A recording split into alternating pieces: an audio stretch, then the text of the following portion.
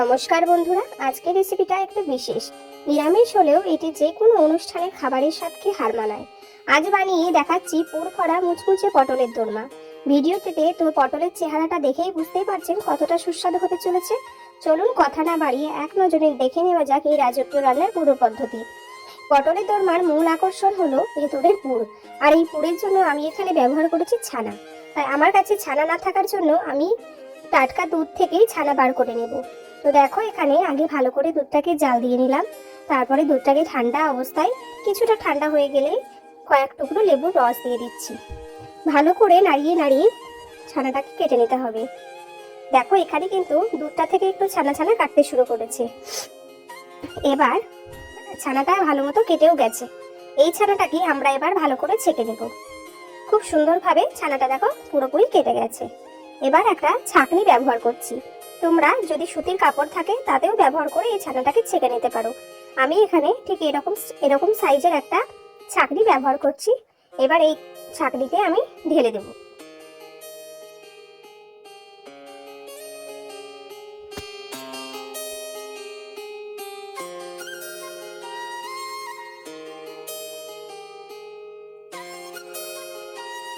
তোমরাও ঠিক এইভাবে খুব সহজেই বাড়িতে ছানা তৈরি করতে পারবে, কোনো ভেজাল ছাড়াই। দোকানের ছানায় তো অনেক ভেজাল থাকে, তাই যতটা পারবে বাড়ির খাবার খাওয়ারই চেষ্টা করো। তো দেখো, এখানে আমি ছানাটা পুরোপুরি কেটে নিয়েছি। খুব সুন্দর আমার জলটাও বেরিয়ে গিয়েছে। কোনো ভিনেগার ছাড়াই যে এত সুন্দর ছানা তৈরি হয়, সেটা যদি আপনারা বাড়িতে না তৈরি করেন তাহলে কিন্তু জানতেও পারবেন না। তো যাই হোক, এখানে দেখো আবার পটলের দোরমার জন্য পটল ব্যবহার করছি কয়েকটা। পরিমাণ মতো 5 থেকে 7টা পটল আমি এখানে নিয়ে নিয়েছি। ঠিক আমি যে প্রসেসে তোমাদেরকে পটলটা ছুলে দেখালাম, তোমরাও ঠিক এইভাবেই ছুলে করবে।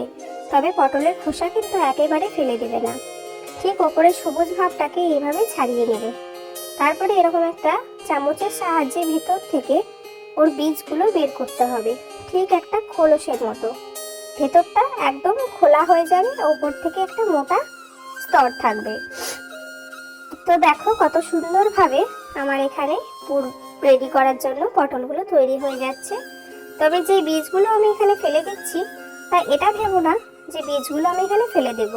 এই বীজগুলো কিন্তু আমার খুবই প্রয়োজন, তাই এগুলো এখন আমি রেখে দিচ্ছি। এখন এটা দিয়ে একটা পেস্ট তৈরি করব। মিক্সির বাটি এখানে নিয়ে নিয়েছি। এবার এই বীজগুলো দিয়ে দিলাম। কয়েকটা দিয়ে দিব কাজু, আর পরিমাণ মতো কিছুটা পোস্ত। খুব সুন্দর করে এটা একটু ভালো করে ঘুরিয়ে নেব। যেহেতু একটা টিপস তোমাদের সঙ্গে শেয়ার করছি, যেহেতু এখানে আমি পোস্ত ব্যবহার করছি, তাই আগে থেকে জল না দিয়ে এই ব্যাটারটা ঘুরিয়ে নেবে, তারপরে জল দিবে।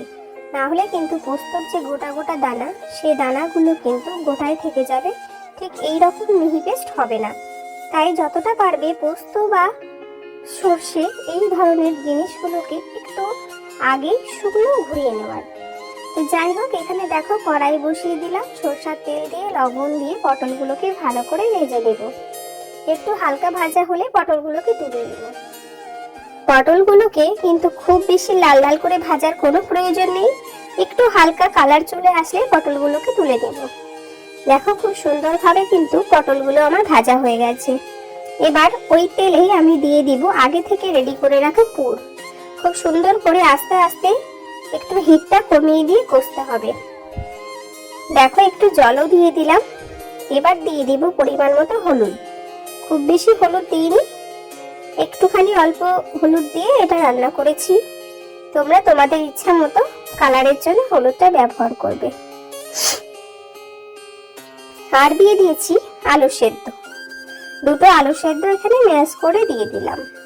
আমার ভয়েসটা একটু খারাপ আসতে পারে, যেহেতু আমার ঠান্ডা লেগেছে। একটু সেটা অ্যাভয়েড করে আমার রান্নার প্রসেসটা তোমরা একটু দেখে নিও।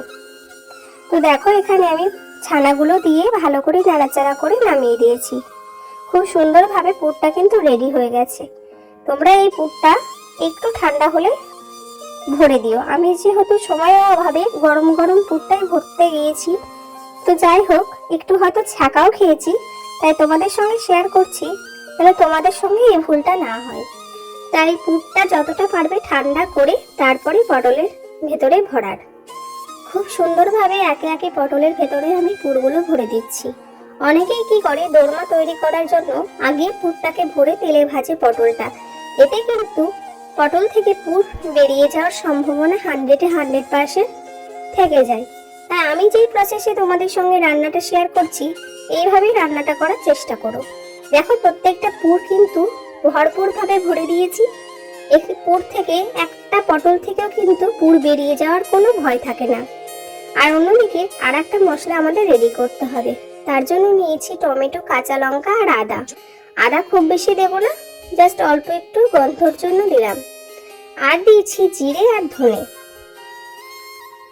এদিকে কড়াইয়ে সরষের তেল বসিয়ে দিয়েছি। দিয়ে দিলাম সরষের তেলে জিরে ফোড়ন, শুকনো লঙ্কা আর তেজপাতা। আর যে মশলাটা পেস্ট করেছি সেই মশলাটা এখানে অ্যাড করে দিলাম। আর পরিমাণ মতন হলুদ আর লবণ দিয়ে দিলাম। বেশ কিছুটা জল দিয়ে ভালো করে অল্প অল্প হিটে কষিয়ে নিলাম। এবার যে পুরটা আমি দোরমার মধ্যে ভরেছিলাম, মানে যে পটলের ভিতরে পুর ভরেছিলাম, সেখান থেকে আমার একটু বাড়তি হয়ে গেছে। তাই এই পুরটা কিন্তু এই গ্রেভিতে দিলে এর টেস্ট কিন্তু আরো দ্বিগুণ হবে। তার জন্য আমি ওইটা আর অন্য কিছুতে না ব্যবহার করে এই ঝোলেই দিয়ে দিলাম। তোমরা পারলে একটু বেশি করে পুর বানানোর চেষ্টা করো। গ্রেভিতে দিলে এর টেস্ট কিন্তু সত্যিই বহুগুণে বেড়ে যায়। তো দেখো, এখানে ঝোলটা খুব সুন্দরভাবে টকবগিয়ে ফুটে গেছে। ঠিক এই রকম প্রসেস ভাবে রান্নাটা করো। ঠিক এইভাবে ফুটে যাবার পরেই পটলগুলো দিয়ে জাস্ট 5 থেকে 7 মিনিট ভালো করে ফুটিয়ে নিয়েছি। উপর থেকে ঘি আর গরম মশলা দিয়ে সার্ভ করে দিলেই রেডি আমাদের পটলের দোরমা। খুব সহজে এটি তৈরি হয়, খেতে কিন্তু দুর্দান্ত লাগে। ছোট থেকে বড় এটা সবাই খেতে পারে। তার কারণ হচ্ছে এই দোরমা কিন্তু কখনো ঝাল তৈরি হয় না। একটু মিষ্টি মিষ্টি তরকারির জন্য বাচ্চারাও এটা খুব ভালোবাসে। আর আমার প্রতিটা রান্নাই আমি একটু বাচ্চাদের জন্য করে থাকি, কারণ তারাও তো একটু স্বাদ বুঝবে। তো যাই হোক, তোমরা এইভাবে রান্না করে বড় থেকে ছোট সকলকে খাবার